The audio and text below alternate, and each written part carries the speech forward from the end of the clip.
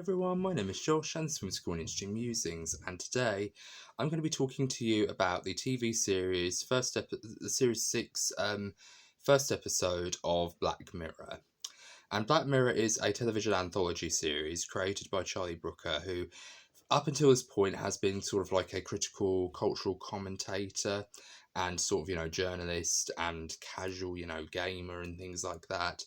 But he mostly does TV shows. He did, before Black Mirror, a TV show called Dead Set, which is basically talking about reality TV and, the fact that there's a Big Brother show going on during the zombie apocalypse. That's actually a very good show. If you actually really do love Black Mirror and you want to watch something that's more akin to that, also created by the same creator, I'd highly recommend Dead Set. It's such a fantastic show. It's one of my favourites, actually. I really did enjoy when I first watched it.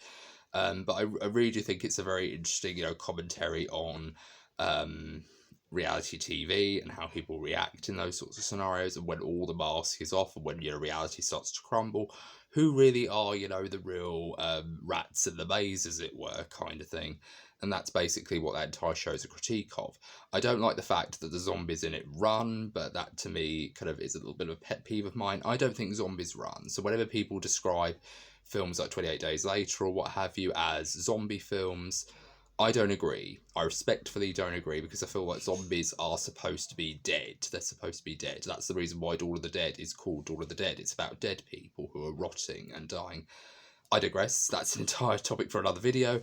But I'm talking about the first episode of Black Mirror called Joan is Awful. And Joan is Awful follows a woman called Joan, played by Annie Murphy. And she lives a pretty ordinary life. She has a very ordinary job. She has a fiancé who she's planning on marrying. She has a very lovely job. She has the sort of position where she's sort of the middle person, where she's not quite, head of her own company, but then she kind of answers to other people, like a much higher power, but then she also has a lot of very difficult decisions to make in her job. She has to, let people go who are her friends, but then she also has to, do all these very difficult decisions, and she doesn't feel control. She literally divulges all this information to a therapist when she has, when she's finished work one day. She goes to a therapist and she says, I don't feel like I'm a character in my own story anymore. I feel like I'm a much smaller piece in someone else's design. And everything goes kind of, a little bit not her way. She gets a text from her, person that she's meeting on the side, her ex. She says to her therapist that she loves her boyfriend, she loves her fiance, but he's a terrible cook, and whenever he, gives her something to eat, she has to pretend to like it. She has to go, that's lovely, that's delicious. So when she goes home to relax with her fiance, after bullshitting her way through a meal that she pretends to like, even though she doesn't, for her fiance's sake, him and her decide to sit down to watch a bit of Netflix. Streamberry, which is basically Black Mirror's version of Netflix. So she decides to watch a TV show, and this is what we all do, isn't it? Like when we have a very, long day, we want to sit down with our loved ones and we want to watch something on the telly. We want to watch, there's an entire TV series about that called Gogglebox on Channel 4.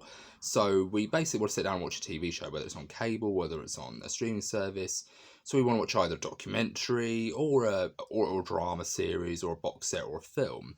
So she decides, something catches her eye while she's looking, and there's a show called Joan is Awful, and it literally is, beat for beat, her life, created almost exactly with the actress Selma Hayek playing the role of Joan. And everything is kind of done in her life, but it's almost exaggerated. Like there's the scene where she goes to meet up with her ex, and it's all very kind of, whereas with the conversation in real life, it's all very grounded and real. Like she sets parameters, he decides whether or not he wants to follow them or not. And then in the show, it's very Mills and Boone, very he kissed me and the wind blew through my hair kind of thing. So there is a little bit of an exaggeration, but this immediately creates a whole entire host of problems, because everybody has a Streamberry account, like everybody has a Netflix account. So everyone is probably going to see this show, and everybody does. Everyone at her work sees the show. Everyone in her family life sees the show. Everyone around the world is seeing this version of her life. And she decides the following day that she wants to sue the company, Streamberry and Selma Hayek. But her lawyer says, they can't do that. You signed away all your privileges and all your rights for them to use your image and whatever they want to do with your personal information. The second you sign the contract, they create a lot of, airtight, loopholes. You can't get out of it. And then she goes, oh, I'll sue Selma Hayek, because she decided to star in the role. And she goes, oh, you can't sue Selma Hayek because that's not really Selma Hayek. That's actually an AI deep faked version of her. And the whole entire show is CGI. But doesn't it look lifelike? And then it really starts to get scary in that way. But the whole entire show basically portrays it as a comedy. She essentially is starting to have a life go down a downward spiral. So she decides to eat a bunch of cheeseburgers, and then she decides to drink a fast-acting laxative, and she decides to defecate in a church whilst a wedding ceremony is taking place. And she gets arrested. She spends the night in jail. But then the following day, when Joan is annoying, airs the episode, Selma Hayek sees it, and she isn't very happy that her image is being used on this television series to basically portray the life of a person whom she hasn't even met. So her and Annie Murphy, aka Joan, decide to take down Streamberry, and antics and shenanigans ensue. Despite the very funny tone that this episode takes, this episode is actually very, very terrifying, because to me, the idea of essentially taking someone's image without their consent, but she basically signed away her rights when she, was asked by this company for her to use her image for this show.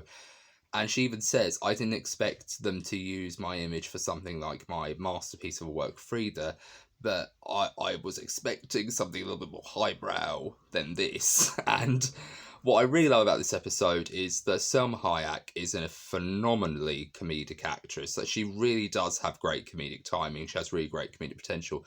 Like, the way she says certain lines, like, I did not expect them to say, to use my work for, an Oscar-worthy film, but I expected something a little bit more highbrow than this. Like, I just think Selma Hayek's such a phenomenally funny actress. Like, there's this one line in a film that she did where she goes, you remind me of me when I was in the same position you were in. And the woman next to her goes, oh, really? What was that like? And she goes, oh, yeah, when I was weak, whiny and lame. Just hearing Selma Hayek say that kind of line just really made me laugh. Like, she's a really funny actress, so I am really happy that she got the chance to portray this kind of character. So it was a very funny episode, but underneath all this humour, there is something very terrifying, that the idea of, we literally are talking about the age of AI, where AI is literally taking over our lives. Like, say, for example, I watch, I occasionally browse YouTube, and sometimes what comes up on my trending is videos like, oh, I rewrote the entire first chapter of Harry Potter using only AI, and these are the results. And it tends to kind of make you go, oh, what's going to happen when AI starts to take over writers? What's going to happen to me? Like, I want to be a writer and I want to publish my work. And this episode, if nothing else, this episode has really encouraged me to go, okay, I'm going to stop, just sitting on my novel. I'm going to actually sit down and finish the thing, because I don't want my work to be replaced by machine. And it's the same thing here, where you kind of feel like, I don't want my legacy to be ruined. Like, I get terrified whenever I switch on this camera, because I'm worried that I'm going to say something that people are going to get angry at and post these really hurtful comments about, what I've just said, or what I've been, talking about, or they might not disagree with, that they might disagree with the opinions that I have, and they might say something hurtful, or something not very nice. That's what I'm constantly worried about. But now I'm worried about, people using my image to do all sorts of unsavoury and unsettling things, like create a streaming service about me or something like that. So yeah, I do kind of see the humour, but I am also really terrified. So I really do kind of see the anxiety and the sort of dread behind what this episode is trying to say, but I also see the humour. So Charlie Brooker did a very good thing in that regard, in the sense that it's actually promoted discussion about what happens when you take someone's image and you use it in a way that these companies like to do for these sorts of things, like whenever you use a meme or whenever you use a character. Like, there was even a poll that I saw on this very site, YouTube, that said, what do you think about the idea of them bringing back dead celebrities, dead singers, and bringing them back to life as holograms, like Michael Jackson or whoever else it was? I just think to myself, why?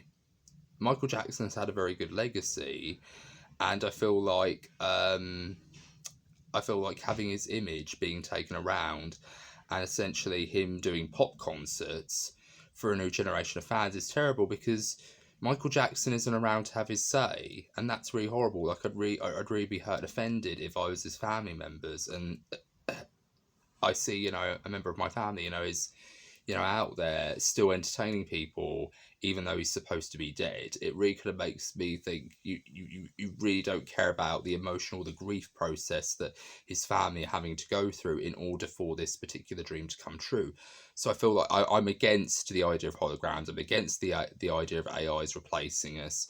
I'm against the ideas of machines replacing us, because as much as we like to get excited, we never seem to learn from the stories that we write about machines getting up and trying to destroy us, because clearly we keep making these stories, and for some strange reason the message doesn't click, that shows like Black Mirror are supposed to be cautionary tales. They're supposed to be telling us, look, this is not what we're supposed to look forward to. This is not something that's exciting. This isn't something that we should be relishing in. And occasionally we'd have a good episode, like a San Junipero, where it does have a very positive outlook on the idea of technology. But for the most part, there seems to be this very skeptical edge to Black Mirror, where they're saying something like, oh, let's just, assume that this is going to turn out terribly. But we can't always look at things with a side of caution. We've got to be a little bit more optimistic. So there's a bit of a balance that you need to strike in that regard. But to me, I'm of the opinion that if we let AI take over our celebrity endorsements, or I'll need for actors, and I'll need for actual characters and actors and things like that, or I'll need to tell stories. That's where I draw the line, and I think that's my genuine opinion. I hope that a lot of people agree with me on that, because I think the idea of using CGI is cheating, I think. And even though I am a huge fan of this YouTube channel, when I saw the video of Corridor Crew having that CGI anime piece that was made entirely of AI, and all the old school animators were kind of saying, yeah, this is cool, this is the future, I'm very excited about this, I kind of found myself wanting to say, well, it's all right for you guys. You guys are literally in the Hall of Fame. You've created a legacy for yourselves. What's going to happen to the animators who want to make it into said industry, want to make it into the animation industry, and want to, make a name for themselves in the same way that you did? What's going to happen to them when their work is literally, being derailed and being replaced by machines? What's going to happen then? They're going to have to go back to the jobs that they left just so they could pursue this dream.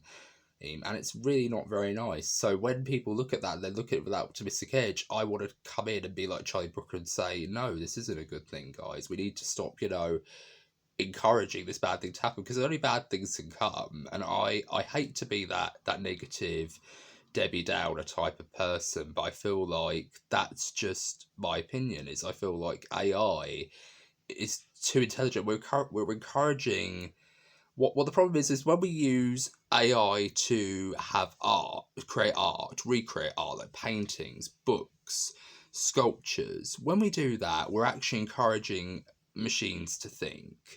And when they think, they start to process things. And when they start to process things, they start to feel things. And when they start to feel things, they become more self-aware. And becoming self-aware means you're actually going to create machines that think, oh, I've just basically been designed to fulfill this one job. Oh my God, what's happening to me? I need to upset the establishment. I need to turn against my creators, and I need to do something now so that people can see that our race, our kind, are not to be messed with. So we immediately create the iRobot scenario, or the Will Smith iRobot scenario, where the machines get up and attack everybody. And that's something that's going to happen when we eventually do this stuff. And I just feel like, even though I want to really applaud the advancement of technology, I also want to say slow down, guys, because this isn't going to help us in the long run. Like in my job, I work as a volunteer at the library. They even toyed with the idea of removing employees altogether and replacing employees with machines to do customer service routes. And the library is going to be open 24/7, and it becomes a very kind of scary idea, because then what happens to me with my job? What happens to my friends who I've worked with at that library? What happens to them? So it really does kind of become a chance of, we actually really do enjoy going to these places and, chatting to each other and helping people out with books. We love spending time with people and talking about books. We love being around books. That's the whole entire point of being at a library. We use library resources to really kind of, advance people's knowledge of things that we love and things that we might be very knowledgeable about but no one else knows about, if that makes sense. So that's something that we like to do, and AI is replacing us in that regard. Some people will be very fortunate about that, but I just find it a little bit I'm not really a fan of it. So yeah, I really enjoyed this episode overall. It was really fun. It was very dark in its very own Black Mirror way, but I found it to be a lot of fun. The performances were very hilarious. Annie Murphy was absolutely astonishing in this role. She played the comedy, but she also played the very dramatic and very, suspenseful and paranoid aspects of the character down very well. And I really like the fact that, Selma Hayek was able to really kind of show her comedic potential in this episode, because she is a very funny actress and she does, have these very great, moments where she can deliver a good joke and she can really have really funny material. And I just love the fact that Selma Hayek got the chance to really kind of, say a lot of Charlie Brooker's very cynical dialogue. It was very entertaining. So my question for you guys, what did you think of this episode? Whatever your thoughts are, down in the comments, please let me know down in the comments below what you think of this episode. And I've been Josh with Whimsical and Interesting Musings, and I'm going to add a different question as well. If you were to have your life turned into a Netflix TV series, kind of along the same lines of Joan Is Awful, what would you want it to be? Would you want it to be a romantic comedy? Would you want it to be a sitcom? Would you want it to be a drama, like one of those Grey's Anatomy types of shows? What would you like your genre to be? Let me know down in the comments as well, please. And this has been Josh with Whimsical and Interesting Musings. I hope you're all having a very good day. Take care, bye-bye for now. I hope you're all doing very well, and take care, bye-bye for now.